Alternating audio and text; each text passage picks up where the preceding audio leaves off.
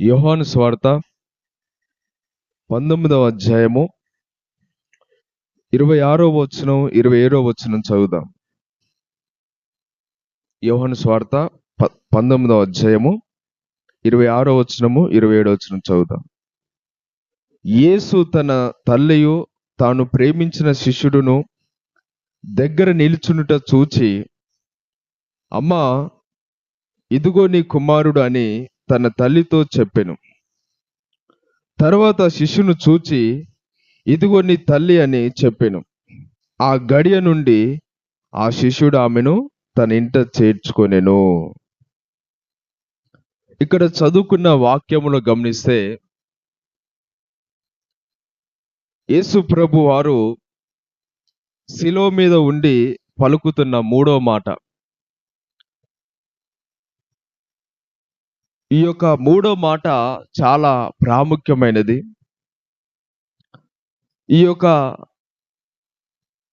యేసుక్రీస్తు ప్రభువు ఆయన సిలువ వేయబడినప్పుడు ఆయన తల్లియు ఆయన ప్రేమించున్న శిష్యుడు కూడా ఎదుట నిలబడ్డారు. ఆయన ఎంతో బాధలలో, ఎంతో ఘోరమైన శ్రమ, ఎంతో కష్టం అనుభవిస్తూ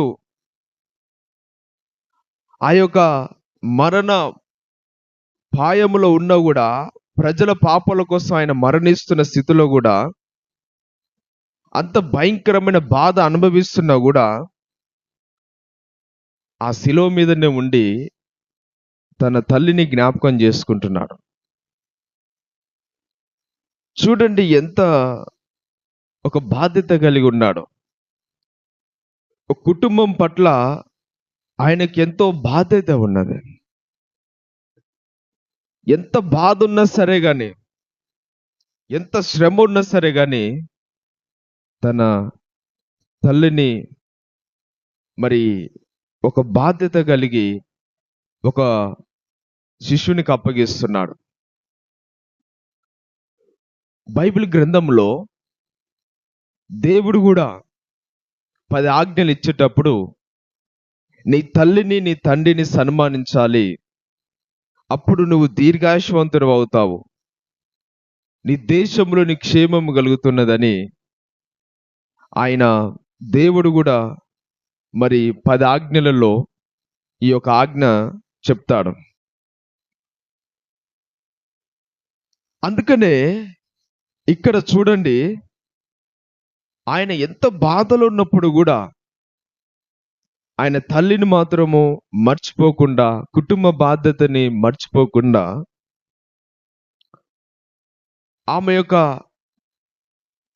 పరిస్థితి తర్వాత, ఆమె యొక్క పోషణ, ఆమె యొక్క ఉండటానికి స్థలము, ఆమె అవసరతలు ఏదైతే ఉంటాయో అవన్నీ కూడా చూసుకోవడానికి ఆమెను ఏం చేస్తున్నాడంటే ఒక నమ్మకమైన శిష్యునికి అప్పగిస్తున్నాడు.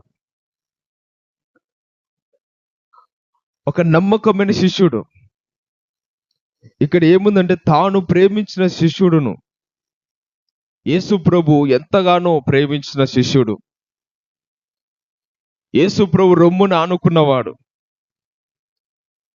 యేసు ప్రభు గురించి ఎంతో లోతుగా రాసినాడు ఈ యొక్క యోహాను సువార్త. అతని పేరు ఏమిటంటే యోహాను. 12 మంది శిష్యులలో ఈ యోహాను కూడా ఒకడు. అందరికంటే చిన్నవాడు, 12 మంది శిష్యులలో అందరికంటే చిన్నవాడు. ఇతను యేసు ప్రభు రొమ్ములో ఆనుకొని యేసు ప్రభు ప్రేమిస్తున్న శిష్యుడు అన్నమాట. అలాంటి నమ్మకమైన శిష్యునికి మరి ఈ యొక్క తల్లి యొక్క బాధ్యతని అప్పగిస్తున్నాడు. ఎందుకంటే ఆయన వెళ్ళిపోయిన తర్వాత ఆమెను ఎవరు చూసుకుంటారు?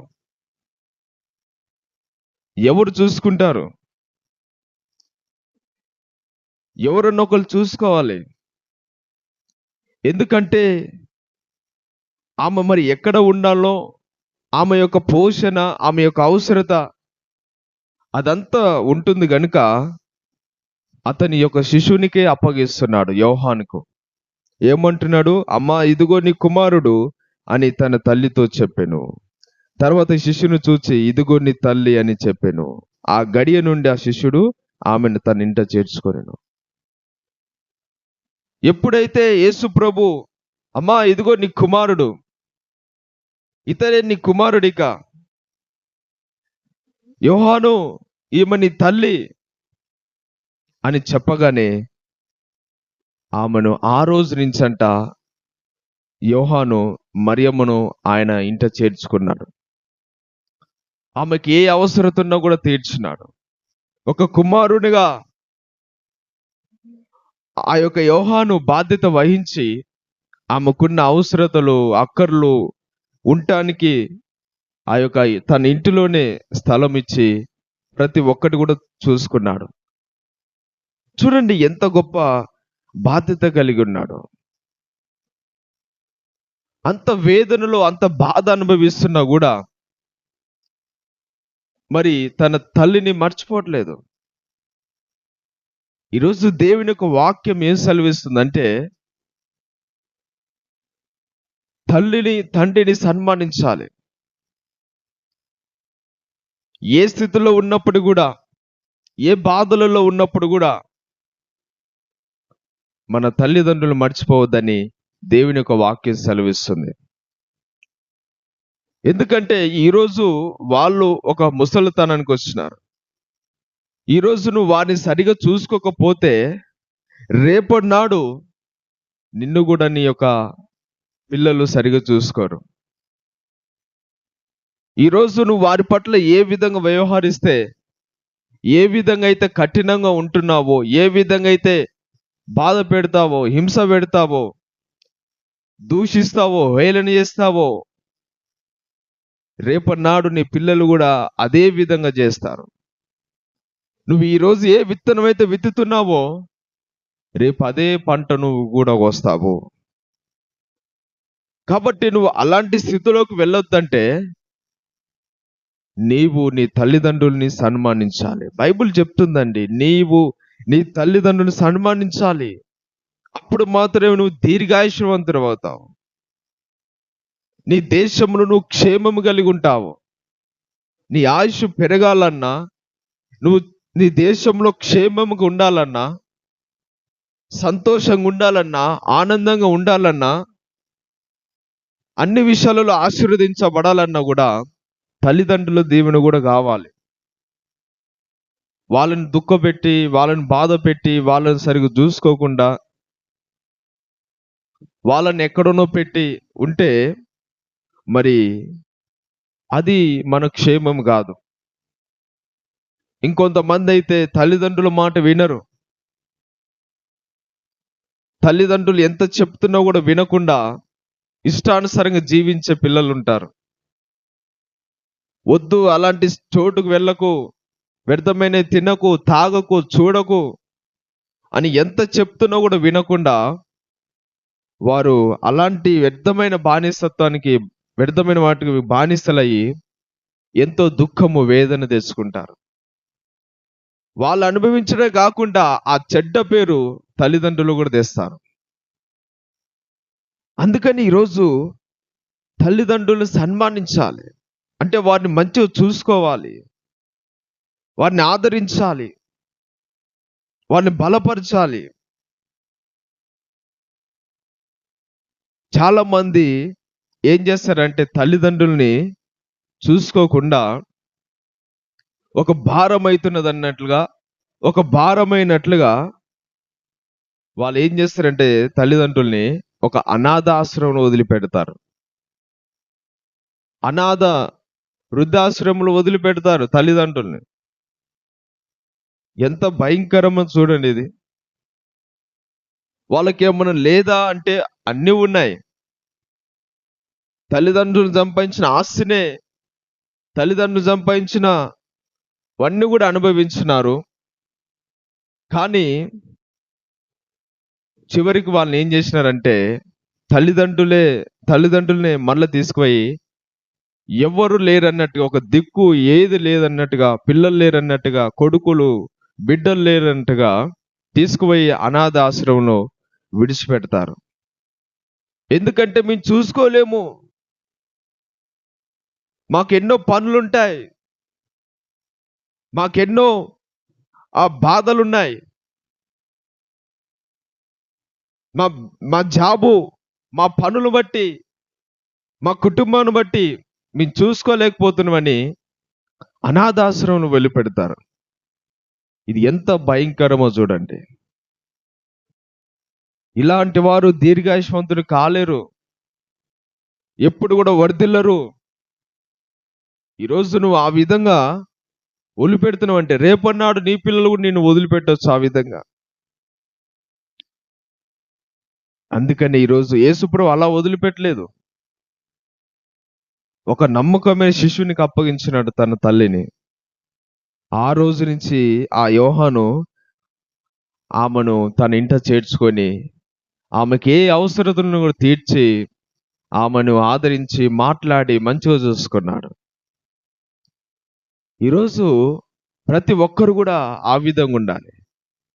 వారితో మంచిగా మాట్లాడాలి, వారిని ఆదరించాలి, దూషించకూడదు. చాలా మంది కొడతారు, కొట్టకూడదు. ఇది భయంకరమైన, అది ఒక దురాత్మ. అది తల్లిదండ్రులు కొడితే అది శాపం. అది వాళ్ళు కొట్టకూడదు, వాళ్ళని దూషించకూడదు, వాళ్ళని అపహాసించి హేళన చేయకూడదు, అనాథాశ్రమం వదిలిపెట్టకూడదు. నువ్వు ఎంత కష్టంలో ఉన్నా, ఎంత బాధల్లో ఉన్నా, ఎంత వేదనలో ఉన్నా కూడా వారిని మాత్రం మంచిగా చూసుకో. ఈరోజు చాలా మంది కూడా ఎలా ఉన్నారంటే మర్చిపోతున్నారు, గుర్తుకు రావట్లేదు. కన్న తల్లిని వదిలిపెట్టి పని, వ్యాపారం, బిజినెస్, జాబ్ అని వదిలిపెట్టి వెళ్ళిపోతూ పరిగెడుతూ ఉన్నారు.